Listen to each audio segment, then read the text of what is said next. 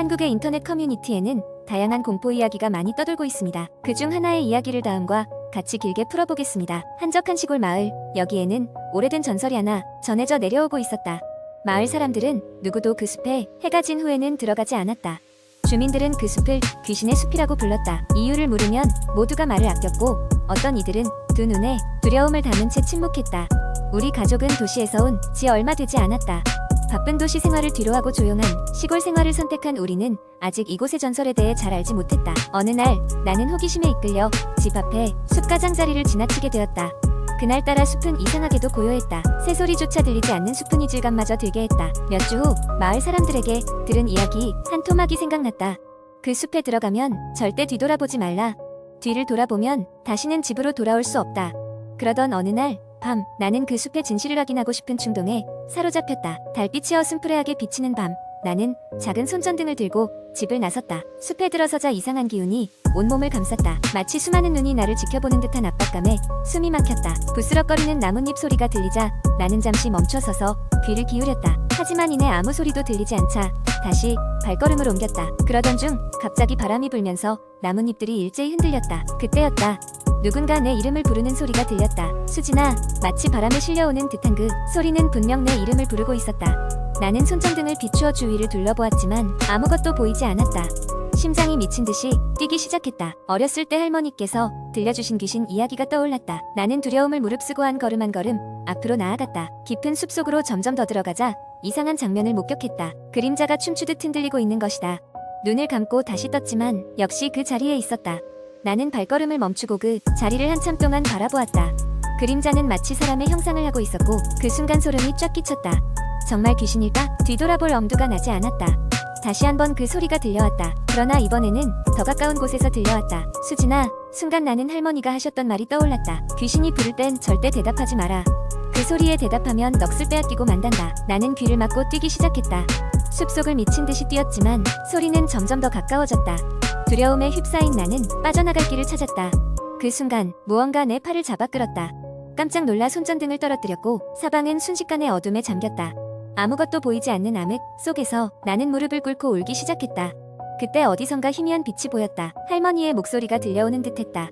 조심하거라. 귀신의 장난에 넘어가지 말거라.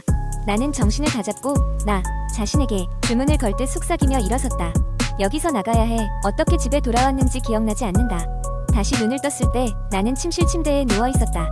아침 햇살이 창문을 통해 들어오고 있었다. 내가 들었던 것이 단지 꿈이었길 바랐다. 하지만 그날 이후로 숲 쪽으로는 발길을 돌리지 않았다. 나무에 내 이름이 새겨져 있는 걸 봤던 그때의 기억이 아직도 생생하게 남아있다. 그리고 마을 사람들은 여전히 해가 진 후로는 숲에 가지 않는다. 절대 뒤돌아보지 말라 는 그 말만이 머릿속을 맴돌았다. 두 번째 이야기. 한국 인터넷에는 수많은 공포 이야기가 회자되며 그 중에는 밤잠을 설치게 만드는 무서운 썰들이 많습니다. 이 이야기 역시 그러한 썰 중 하나이며 폐가에서의 하룻밤이라는 제목으로 널리 알려진 이야기입니다. 모든 것은 한 여름밤 고등학교 친구들과의 모임에서 시작되었습니다. 우리는 오랜만에 만나 추억을 나누며 술잔을 기울이고 있었고 자연스레 어릴 적 겪었던 이상한 경험담을 나누게 되었습니다. 그러다 어느 순간 나는 아무도 가지 않는 외딴 폐가에 대한 이야기를 꺼내게 되었습니다. 아, 우리 예전에 학교 근처에 있는 오래된 폐가 기억나? 다들 무서워서 한 번도 제대로 들어가 본 적 없잖아. 내 말에 친구들은 한껏 호기심을 보이며 수군거리기 시작했습니다. 그날 밤의 분위기 탓이었을까요? 우리는 즉흥적으로 그 폐가에서 밤을 보내기로 결심했습니다. 다행히 한 명의 친구가 차를 가져와서 우리는 대충 술자리의 끝을 맺고 차를 몰아 폐가로 향했습니다. 폐가는 산소 궤딴 곳에 위치하고 있었고 올려다본 하늘엔 드문드문 별이 보일 뿐이었습니다.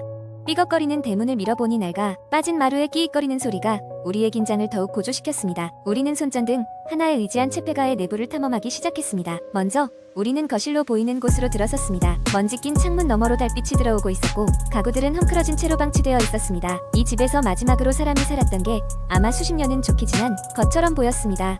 우리 중 한 명은 조심스레 벽에 걸린 낡은 액자를 집어들었습니다. 사진 속에는 어떤 가족의 모습이 담겨 있었지만 그들의 얼굴은 세월에 씻겨 형체도 알 수 없게 되어 있었습니다. 우리는 거실을 지나 안방으로 향했습니다. 그곳에는 커다란 나무 침대 하나가 덩그러니 놓여 있었고 침대 옆 탁자에는 희미하게 빛나는 양초가 놓여 있었습니다. 우리는 두려움 반, 호기심 반으로 방을 둘러보며 이상한 감정을 느꼈습니다. 그러던 중 내 친구 중 한 명이 익숙한 듯한 한숨소리를 들었다고 말했습니다. 모두가 그 소리를 들었다고는 했지만 여기에 우리 외에는 아무도 없다는 사실을 알기에 서로의 장난에 취한 것이라 생각했습니다. 곧이어 우리는 2층으로 올라갔습니다. 삐걱거리는 계단이 마치 비명을 지르는 듯했고 온몸에 소름이 돋는 것을 느끼며 조심스럽게 걸음을 옮겼습니다. 2층에는 작은 방 두어 개가 있었고 우리는 마주보는 두 방 사이에 앉아 이야기를 나누었습니다.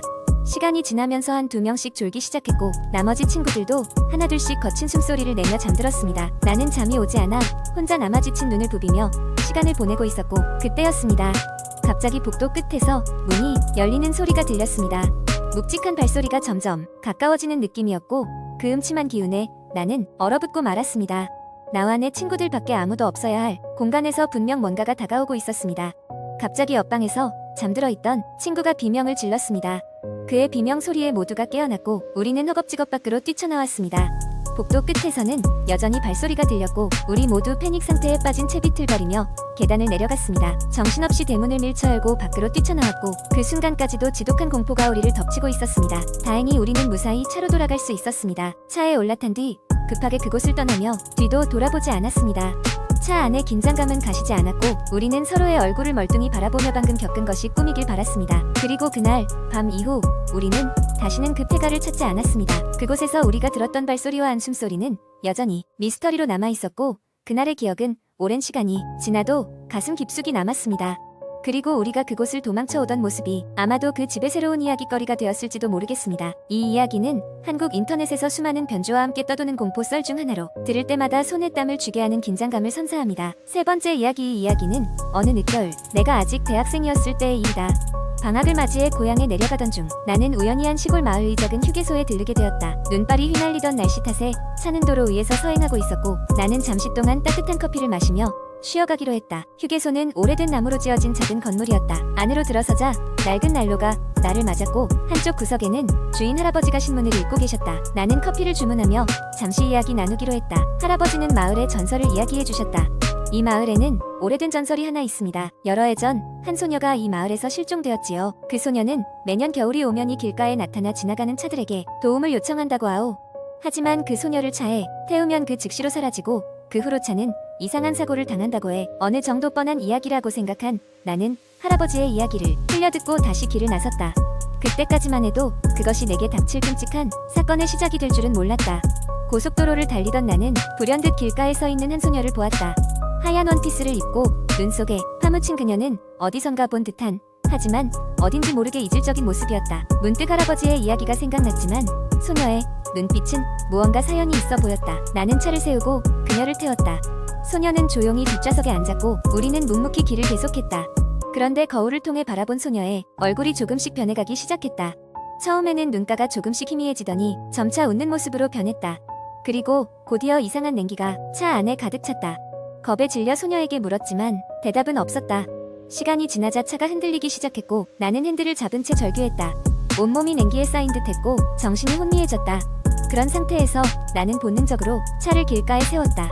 정신을 차리고 주위를 둘러보니 소녀는 감쪽같이 사라져 있었다. 그 후 차문을 열고 밖으로 나가보았지만 온통 눈투성이었다. 뒤로 돌아본 순간 저 멀리 소녀가 서 있었다. 처음 본 모습과 달리 그녀의 모습은 만신창이었다. 놀란 나는 차를 타고 길을 떠났다. 그날의 두려움은 쉽게 가시지 않았다. 마을을 벗어나기 전 난 다시 휴게소에 들렀지만 아까 그 할아버지는 어디로 가셨는지 문은 닫혀 있었고 폐허 같아 보였다. 그곳에 아예 사람이 살지 않았다는 듯 시간이 흐르고 나서야 인터넷에서 그 소녀와 휴게소의 전설에 대해 검색해 보았다.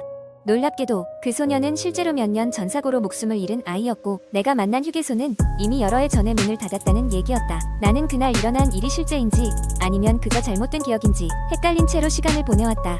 그렇지만 그날 이후로도 겨울이면 가끔씩 그 소녀가 내 꿈에 나타난다. 그리고 그때마다 나는 다시 그 날의 으스스한 냉기를 느끼곤 한다.